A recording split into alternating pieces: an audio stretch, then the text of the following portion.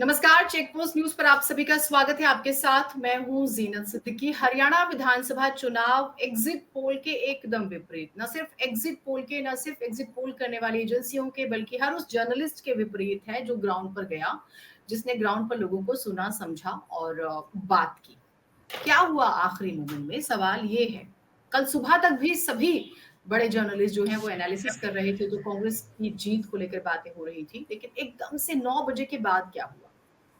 ये ऐसा सवाल है जो मुझे लगता है कि कोई बोले या ना बोले, लेकिन हर किसी के दिलो दिमाग में है। प्रेम कुमार जी है संपादक प्रणाम इंडिया यूट्यूब चैनल है प्रेम जी का, आप उसका भी हिस्सा ज़रूर बनिए। प्रेम जी, बहुत स्वागत है आपका चेक पोस्ट न्यूज़ पर। क्या जी। आपको ज़रा भी तिल बराबर भी अंदेशा था कि कुछ ऐसा होगा?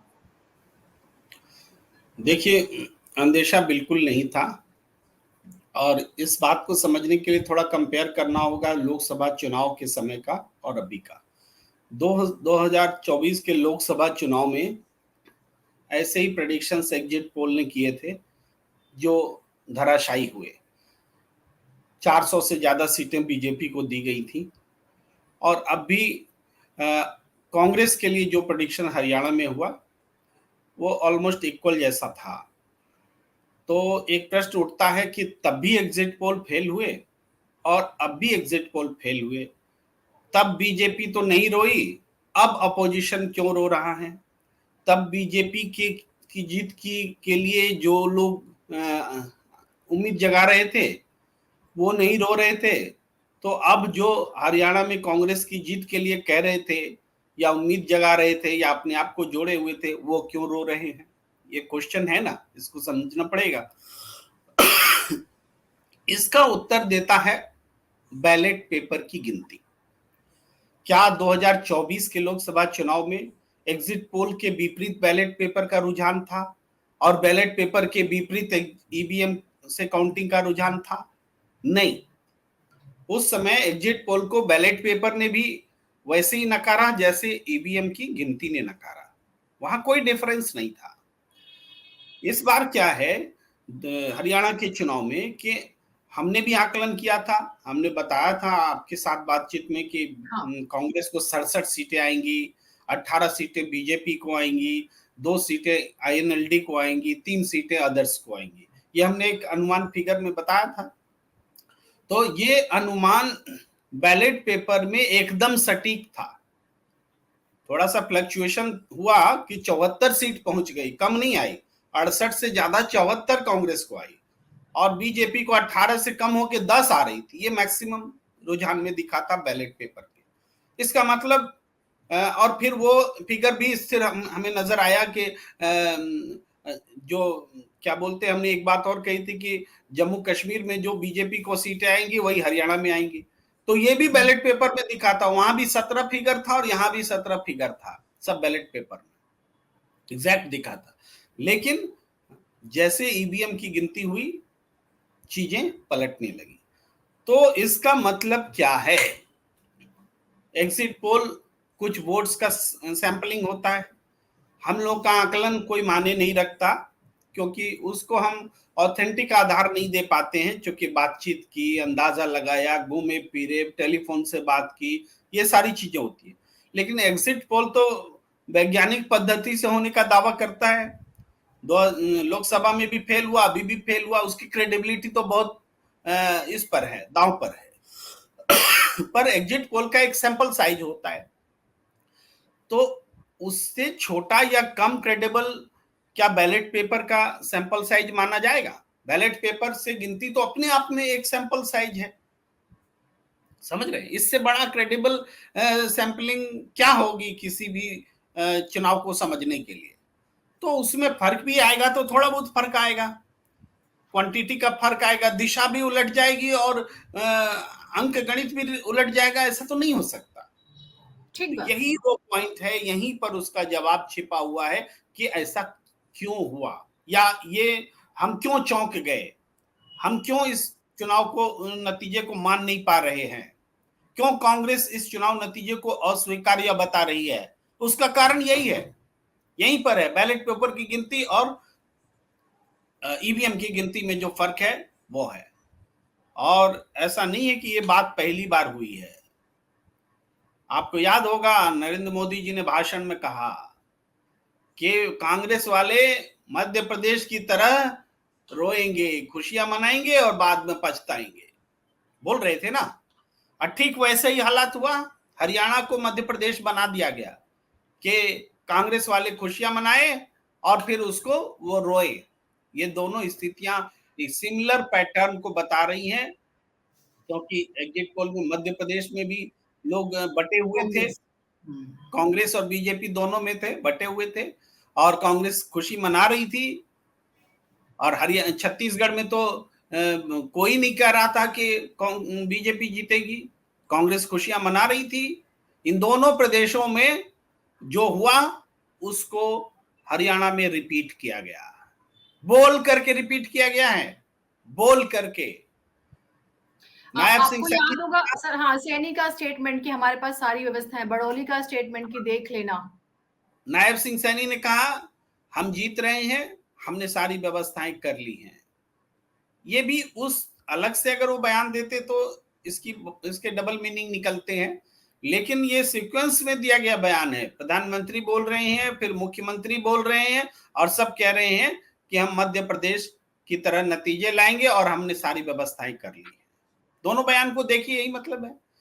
तो ये चुनाव हमारे आकलन के हिसाब से चुनाव नतीजे थे, जिसको कि पलट दिया गया। बैलेट पेपर तक हम सही थे, बैलेट पेपर तक हम बिल्कुल सही थे जी। सर, ग्राउंड पर जब मैं खुद गई फरीदाबाद से लेके मेवात तक, फरीदाबाद समझ में आता है, आपका अहिरवाल भी समझ में आता है कि बीजेपी का वहां पर थोड़ा सा स्ट्रांग होल्ड है। सोनीपत जब मैं रोहतक सोनीपत की बात करती हूँ, वहां पर भी बीजेपी को लेके नाराजगी थी, जाट नॉन जाट और बिरादरी, छत्तीस बिरादरी को खराब करने की कोशिश हुई। अब करनाल, कुरुक्षेत्र, अंबाला भी मैंने विजिट किया, लकीली मैं जींद भी गई। हाँ। मतलब क्या सच में बेरोजगारी, सरकारी भर्तियां, family ID, property ID, portal का फेलियर, मनोहर लाल का चेहरा जो बीजेपी नहीं लगा पाई पूरे इलेक्शन में, नहीं लगाया, वो अगर आज ज्ञान दे रहे हैं तो ईश्वर जाने किस मुंह से दे रहे हैं। या फिर अग्निवीर हो गया, किसान हो गया, जाट नॉन जाट हो गया, आप डंकी कर लीजिए, वृद्ध पेंशन कर लीजिए, लाठी चार्ज कर, मतलब ये मुद्दा ही नहीं बना। मतलब ये कुछ था ही नहीं, क्या क्या कैसे मान ले, जबकि एक एक व्यक्ति चीख रहा था जमीन पर। ये अगर मुद्दा नहीं बनता तो बैलेट पेपर के रुझान में 74 सीटें कांग्रेस को नहीं आ रही होती, बीजेपी को 10 सीटें नहीं आ रही होती। यह मुद्दा बना। अब जीत के बाद जीत को जस्टिफाई करने के लिए जो बातें कही जा रही हैं, दो तरीके से। एक, बीजेपी के लिए पॉजिटिव एस्पेक्ट दिखाया जा रहा है, मोदी मैजिक को जिंदा किया जा रहा है, और दूसरा, कांग्रेस की कमियां दिखाई जा रही हैं। दोनों पर बात करते हैं। मोदी मैजिक, और ये मोदी तो चुनाव छोड़ के भाग गए थे 48 घंटा पहले, सिर्फ 4 सभाएं की थी। अमित शाह 3 दिन पहले चुनाव छोड़ के भाग गए थे। अंतिम चुनाव के अंतिम दिन में राजनाथ सिंह की रैली रद्द हो गई थी। कहीं चुनाव कहां आप लड़ते दिखे, जबकि अंतिम 4 दिन में कांग्रेस ने अपने आप को सर्वस्व झोंक दिया था। जबरदस्त भीड़ जुट रही थी। मोदी जी के कुरुक्षेत्र रैली में भीड़ नहीं जुटी, वो सारी चीजें सामने थी। इसके बाद बीजेपी ने माइक्रो मैनेजमेंट किया, उसमें वो सारी चीजें कर गई। माइक्रो मैनेजमेंट में उन्होंने इंडिपेंडेंस खड़ा किए, छोटी छोटी पार्टियों का समूह बनाया, जाट वोटरों में डिवाइड किया। इंडिपेंडेंस के कारण इंडिपेंडेंस को इतनी सीटें आई, वो सारा चीज माइक्रो मैनेजमेंट किया। भाई माइक्रो मैनेजमेंट तो जम्मू कश्मीर में भी खूब किया। वहां क्या कम किया? भाई वहां कहा जा रहा था ना, मीडिया कह रही थी कि राशिद इंजीनियर ये कर देगा, वो कर देगा, एकदम वहां से 10-15 सीट वहां से आ जाएंगी, पीडीपी से महबूबा मुफ्ती कुछ सीट ले आएंगी, और बीजेपी यहां से 35 सीट लाएगी जम्मू से, और मिलकर के सरकार बना लेगी, हिंदू मुख्यमंत्री होगा। ये सारी बातें कही जा रही थी ना। देश के इतिहास में पहली बार हिंदू मुख्यमंत्री होगा। ये हिंदू मुख्यमंत्री जम्मू कश्मीर की जनता के लिए नहीं बोला जाता है, ये शेष भारत के लिए बोला जाता है, क्योंकि उसको राजनीति जम्मू कश्मीर से बाहर करनी है। जम्मू कश्मीर की सियासत से बाकी हिस्सों में वोट को बनाने के लिए बीजेपी सियासत करती है, जम्मू कश्मीर जीतने के लिए सियासत नहीं करती। लेकिन फिर भी जीतने की उम्मीद जगाई, 5-5 एमएलए नियुक्त कर दिए गए, मनोनीत कर दिए गए कि कुछ घटेगा तो ये 5 काम आएंगे। सारा मैनेजमेंट हुआ, इससे माइक्रो मैनेजमेंट इतना बड़ा तो हरियाणा में नहीं हुआ था, लेकिन वहां माइक्रो मैनेजमेंट काम नहीं आया और हरियाणा में माइक्रो मैनेजमेंट काम आ गया। ये एक बड़ा प्रश्न। इसी के साथ ये भी सवाल उठता है कि जम्मू कश्मीर में धांधली क्यों नहीं हुई, हरियाणा में क्यों हो गई? अगर ईवीएम का ही सवाल है तो जम्मू कश्मीर में कुछ भी करने के लिए चुनाव आयोग की मिलीभगत से ही हो रहा है, इससे तो कोई इनकार नहीं कर सकता, उस पॉइंट पर भी हम आएंगे। लेकिन जम्मू कश्मीर में कश्मीर घाटी में अगर बीजेपी जीतती चौंकाने वाले अंदाज में, तो दुनिया क्या उस चुनाव को मानती? नहीं मानती। तो एक क्रेडिबिलिटी फैक्टर भी है। बल्कि इसको बीजेपी ने सोचा चलो कोशिश करते हैं भाई, उधर से तोड़फोड़ करके सरकार बना लेंगे, 5 आदमी मनोनीत कर लेंगे, कैसे भी बनाएंगे। वो जो मंसूबा धरा रह गया, जब उनकी पराजय हो गई, पूरा आइडियोलॉजी फेल कर गया उनका विकास का, तब मोदी जी ने अब उसको पलट के बोलना शुरू किया या करेंगे कि लोकतंत्र हमने उसमें इतना बड़ा जिंदा किया, मेरा दिल इतना बड़ा था कि नेशनल कॉन्फ्रेंस भी जीत के आ गई, लोकतंत्र तो जीता, हमने लोकतंत्र को मजबूत करने के लिए सेक्रीफाइस भी किया है। ये नैरेटिव भी सेट करने का उन्होंने सोच रखा, क्योंकि वहां सके नहीं। और यहां हरियाणा अगर चुनाव हार जाती बीजेपी, तो फिर वो जो नेतृत्व बदलने की चर्चा, वो जो बीजेपी अध्यक्ष बदलने का दबाव संघ की ओर से, वो जो मोदी जी के 75 साल पूरे होने पर जो दूसरों के लिए नियम है अपने ऊपर लागू करने का दबाव, ये सारी बातें अंदर से जो जोर शोर से हो रही थी, इसका मुकाबला करने के लिए उनको हरियाणा जीतना बहुत जरूरी था। कैसे जीते? चुनाव आयोग बैठा हुआ था, वोट के दिन में सीधे किसानों के अकाउंट में पैसे डालना, इससे बड़ी रिश्वतखोरी और क्या हो सकती है? इससे बड़ा रिश्वत देना और क्या हो सकता है? वोट के बदले कैश हुआ। उस दिन किसान सम्मान निधि का पैसा रिलीज किया गया, चुनाव आयोग की मर्जी से किया गया, वो देखता रहा। महाराष्ट्र से प्रधानमंत्री ने किया, पूरे देश के किसानों के पैसा गया। हम तो ये कहेंगे हरियाणा के वोटरों के पॉकेट में पैसा गया, ये कर रहा था। चुनाव आयोग ने राम रहीम को छोड़ा, उसकी मर्जी से छोड़ा गया, पैरोल दिया गया, उसने बीजेपी के लिए वोट मांगे। यहां पर कोई कम माइक्रो मैनेजमेंट नहीं हुआ, खूब हुआ। इसके बावजूद बीजेपी जीत नहीं रही थी। चुनाव के बाद सारे एग्जिट पोल जो बता रहे थे, हम सब जो आकलन कर रहे थे, वो सुबह में बैलेट पेपर में बिल्कुल सही नजर आ रहा था। ये बीजेपी का पार्ट हुआ। मान लीजिए कांग्रेस की तरफ से सोचे कि कांग्रेस ने गलती कर दी, जाट नॉन जाट, आपकी भी बात में जुबान पे आई वो बात कि जाट नॉन जाट होने लगा। तो जाट नॉन जाट होता तो जाट की सीटों पर बीजेपी जीतती क्या? पहला सवाल। फिर अगर सारे जाट अगर एकजुट हो जाते तो बीजेपी जीतती क्या? जीती। उसके बाद आप देखिए, यानी उस तर्क के खिलाफ है। जाट नॉन जाट जैसा जो भी फैक्टर था नहीं, और हार जाने के बाद खोजा जा रहा है फैक्टर। ये फैक्ट है, ये सच में जमीन पर नहीं था सर। दूसरी बात कि कुमारी शैलजा के कारण दलित वोट जो है मायूस हो गया, टूट गया, कांग्रेस के साथ नहीं आया। इतने बड़े स्तर पर जीत के बाद कितनी 80 सीटें कांग्रेस ने अपने में बीजेपी ने अपने में जोड़ ली। 5 सीटें थी, 3 और जोड़ ली, 8 हो गई 80 की सीटें। 17 में बाकी सीटें तो कांग्रेस के ही पास हैं। आज भी 80 की ज्यादातर सीटें कांग्रेस के पास हैं। तो हम कैसे मान ले कि दलित वोट कांग्रेस से छिटक के उधर चला गया? कैसे मान ले? तो ये बना बनाया तर्क, अब कांग्रेस हार गई है तो कुछ तो तर्क देंगे। बेटा मुख्यमंत्री की दावेदारी कर दी, हम तो कह रहे थे कि उससे और दलित वोट कंसोलिडेट हो रहा था, कि दलितों में उम्मीद जग रही थी कि कुमारी शैलजा को मुख्यमंत्री बनाया जा सकता है। तो ये नेगेटिव पॉइंट्स कैसे हो सकता है? ये हो ही नहीं। ये अगर यही मीडिया जब वो बैलेट पेपर के रिजल्ट्स आ रहे थे तब कह रही थी ये मीडिया कि लोकल फैक्टर्स के कारण बीजेपी हार रही है, नरेंद्र मोदी का चेहरा बचा रही थी।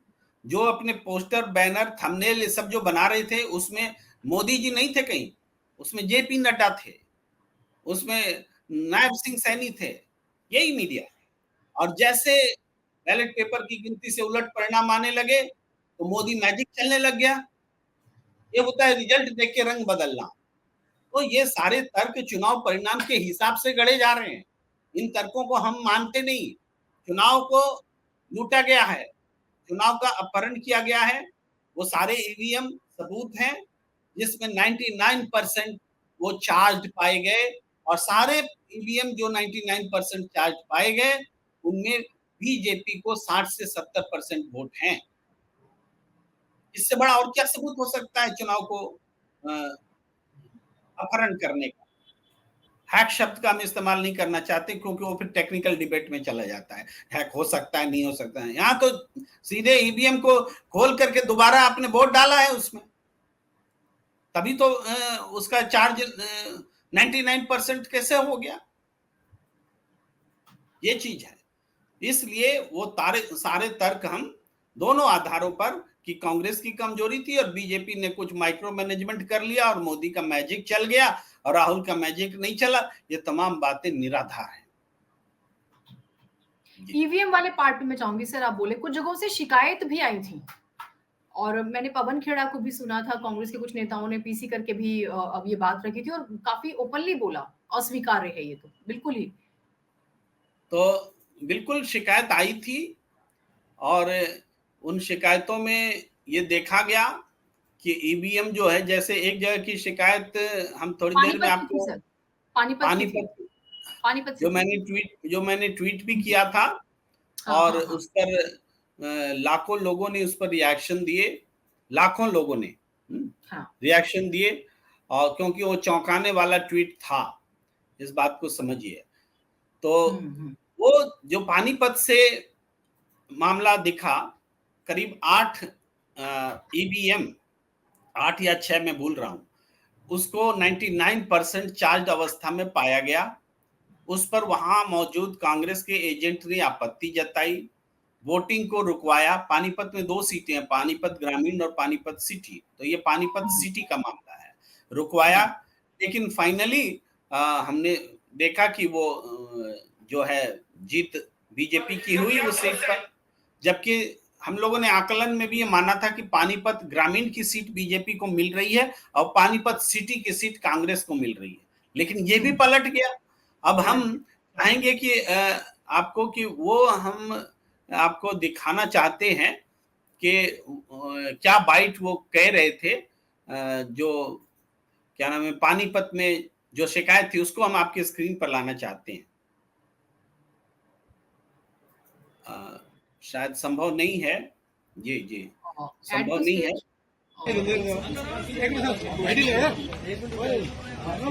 समस्या ये आ रही है कि पानीपत शहरी कॉन्स्टिट्यूएंसी की काउंटिंग चल रही थी, 2 राउंड बड़े अच्छे तरीके से संपन्न हुए। तीसरे राउंड में 6 ईवीएम ऐसी आई जिनमें बैटरी परसेंटेज 99% शो हुई, और जब उनका डाटा निकाला गया वोटिंग का तो उसमें खाली भारतीय जनता पार्टी के कैंडिडेट को 60 से 70% इंक्रीज आ रहा है।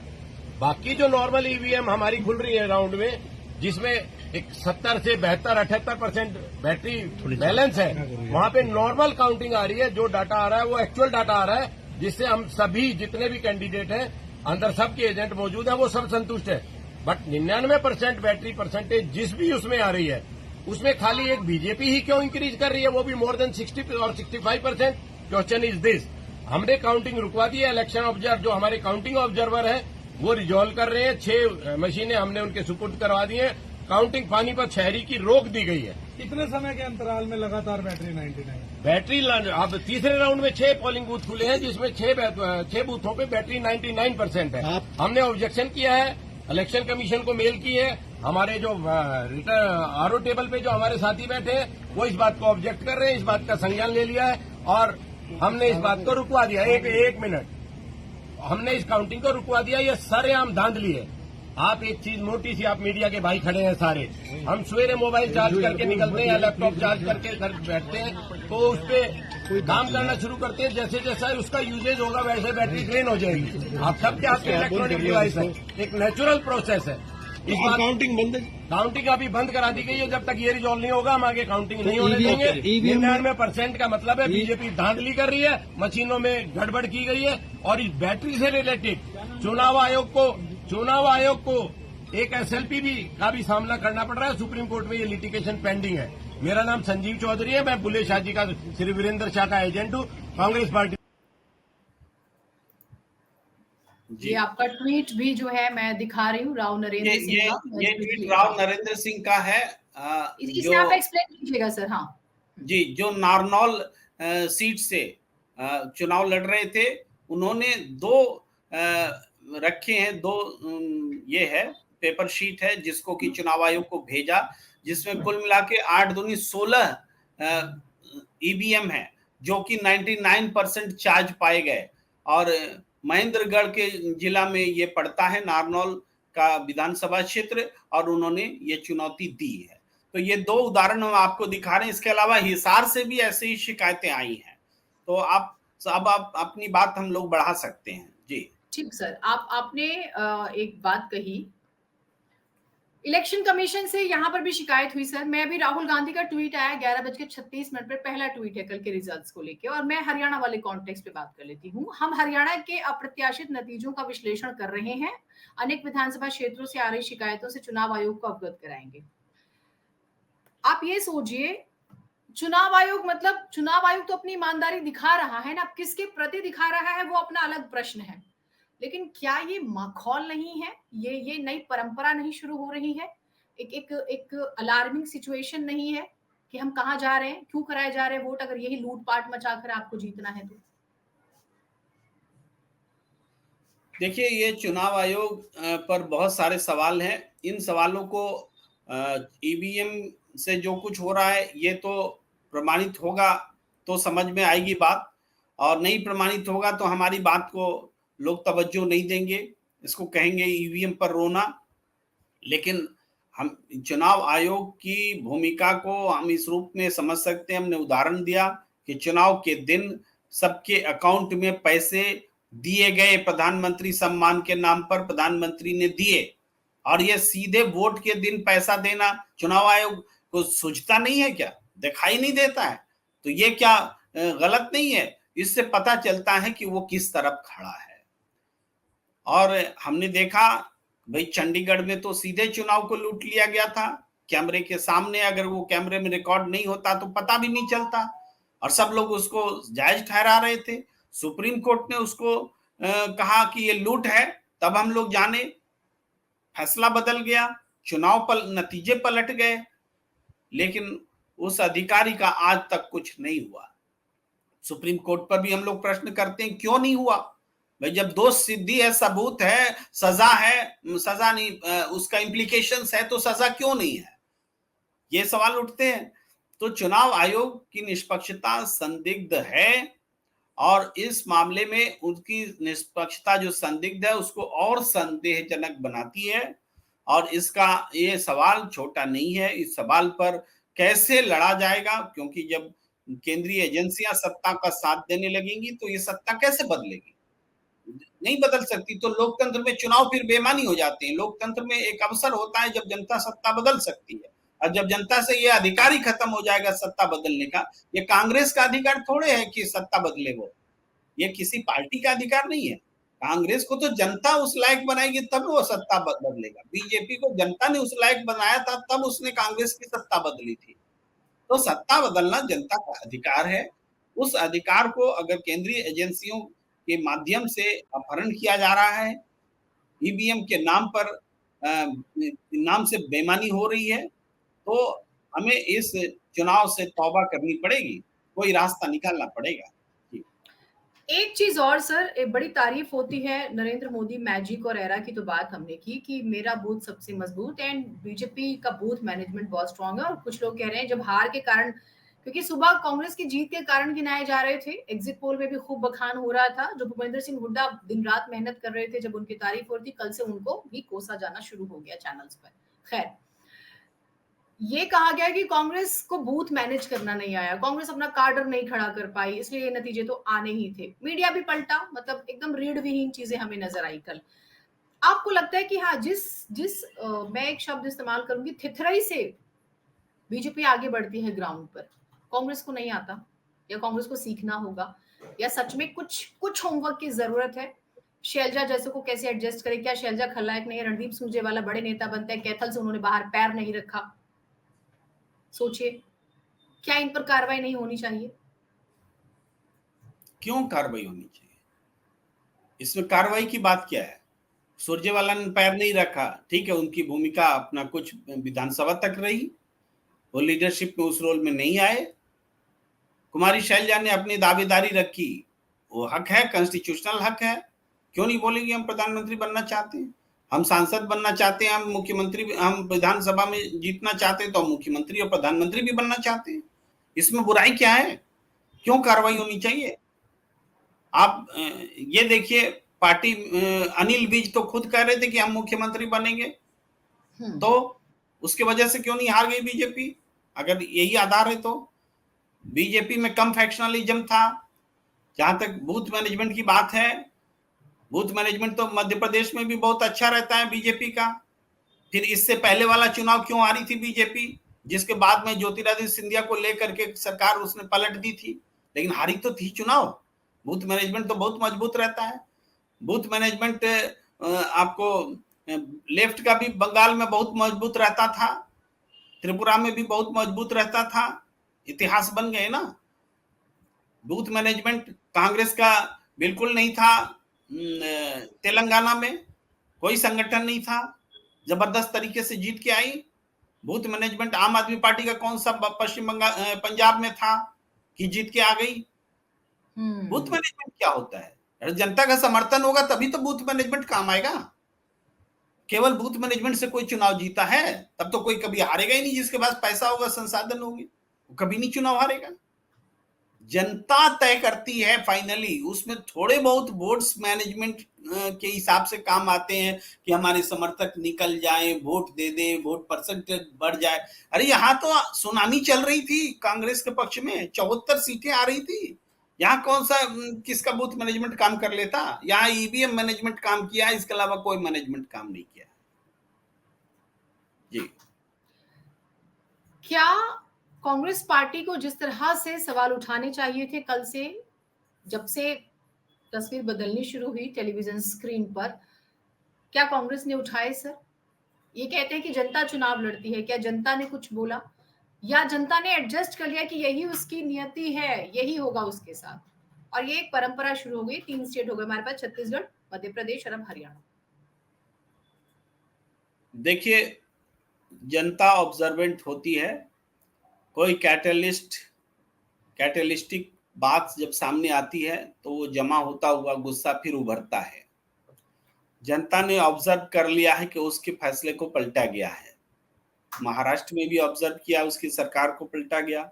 हरियाणा में भी ऑब्जर्व किया कि उसके मतदान को पलटा गया। अब कांग्रेस ने अपनी प्रतिक्रिया दी कि हम इसको नहीं मानते। अब नहीं मानने के लिए सुप्रीम कोर्ट भी जाने से पहले चुनाव आयोग ही जाना पड़ेगा। चुनाव आयोग में सबूतों के साथ जाना होगा।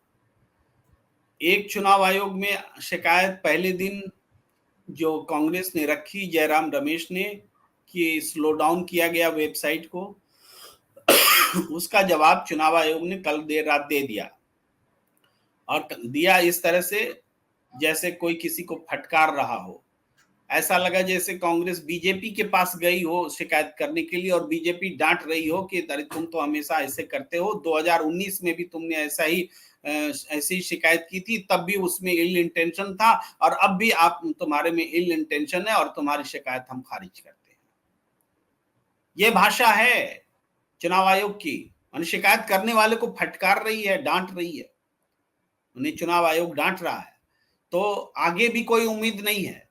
लेकिन कांग्रेस ने जो कहा है कि सारी शिकायतों को हम जमा करके जाएंगे, तो वो प्रोसेस शुरू हो चुका है।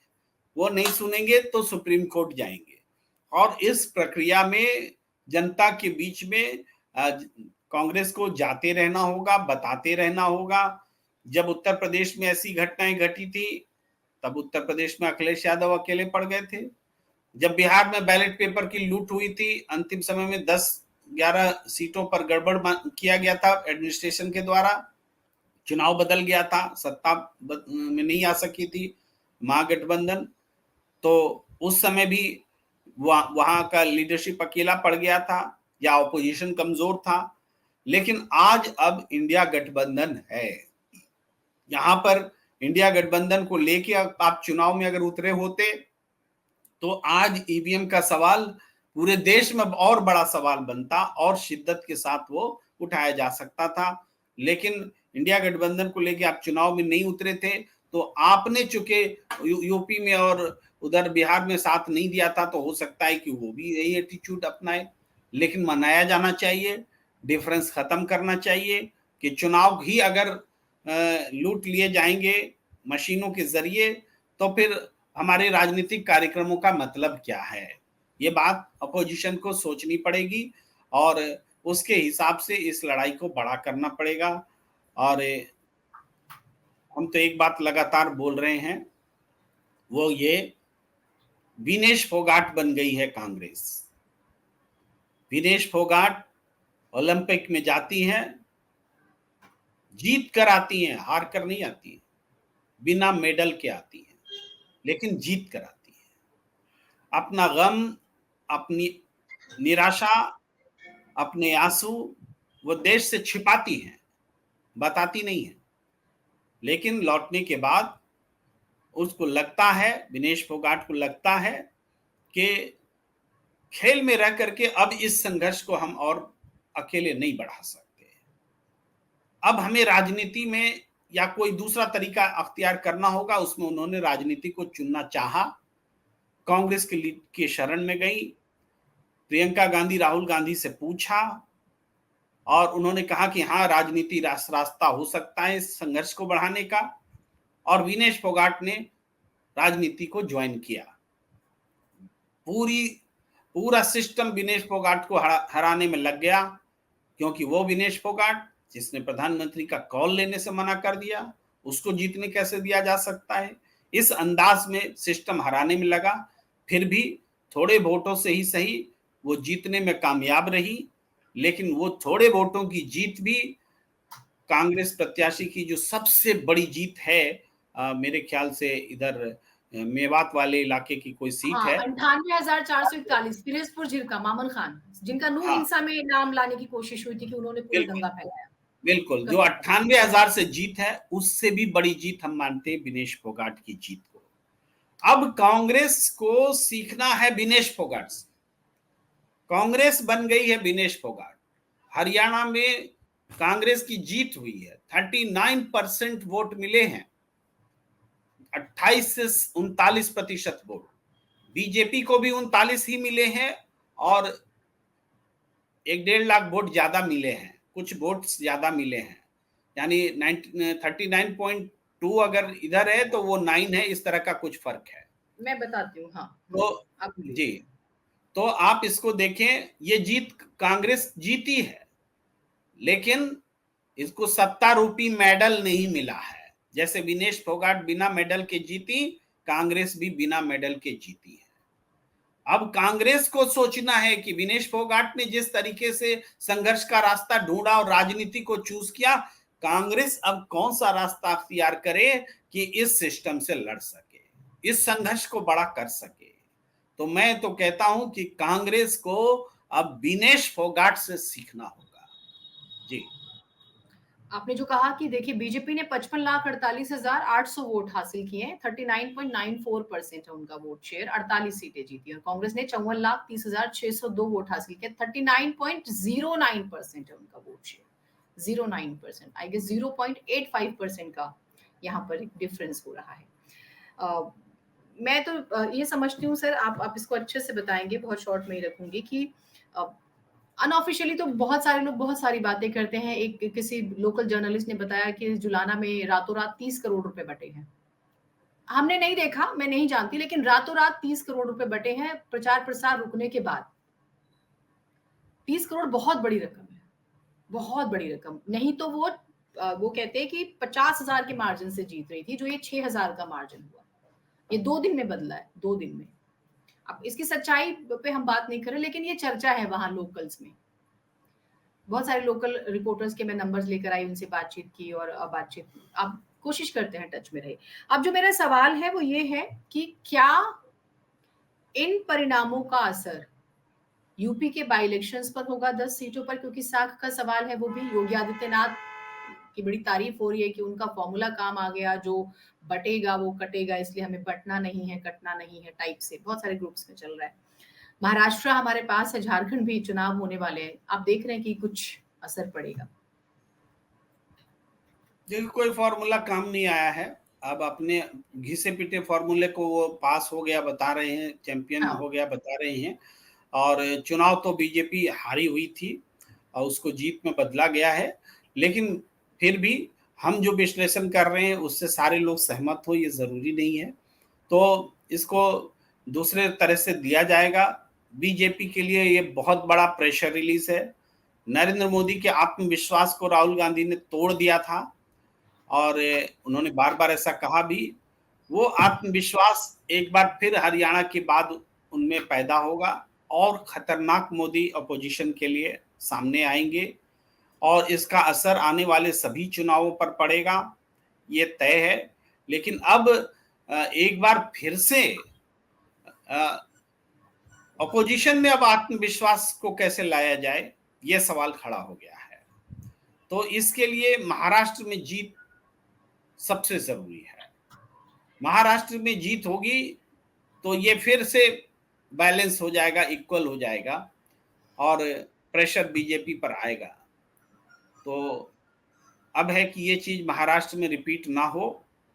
महाराष्ट्र में कैसे ठीक से लड़ा जाए, इसके लिए ईवीएम के खिलाफ भी लड़ाई लड़नी पड़ेगी। ईवीएम जो अपहरण हो रहा है ईवीएम के थ्रू, और दूसरी तरफ राजनीतिक लड़ाई भी, राजनीतिक कार्यक्रम भी छोड़ने नहीं होंगे। दोनों साथ चीजें एक साथ होनी चाहिए। यूपी के 10 सीटों का चुनाव वो बीजेपी के अंदरूनी लड़ाई को सेटल करने के लिए है और बीजेपी के 10 जो उपचुनाव होने 10, उसमें बीजेपी का बहुत कुछ स्टेक पर नहीं है। अपोजिशन की ज्यादातर सीटें हैं। हाँ, उसको अगर वो छीनती हैं तब बीजेपी इसको नैरेटिव खड़ा करेगी कि देखो हम हरियाणा के बाद यूपी में भी जीत रहे हैं। जी, बहुत शुक्रिया सर, आपने समय निकाला, हमने काफी डिटेल में बात की और अभी तो इस पर चर्चा लंबी चलेगी और उम्मीद करते हैं कांग्रेस इन हार के कारणों पे या कहाँ पर कमी रह गई बीजेपी को समझने में, छल कपट प्रपंच कहें या जिस तरह से एक चुनाव हाईजैक कहें या नतीजे हाईजैक हुए सर। वोटिंग क्या, नतीजे हाईजैक होते हुए नजर आ रहे हैं और ये जनरेशन भी कुछ ऐसा देख रही है। इस पर जो है काम होगा, हम और बातचीत करते हैं। बहुत शुक्रिया सर, आप जुड़े। उम्मीद करते हैं चर्चा आप लोगों को पसंद आई होगी। आप इस वीडियो को लाइक करें, शेयर करें और चेक पोस्ट मुझको सब्सक्राइब जरूर कीजिए।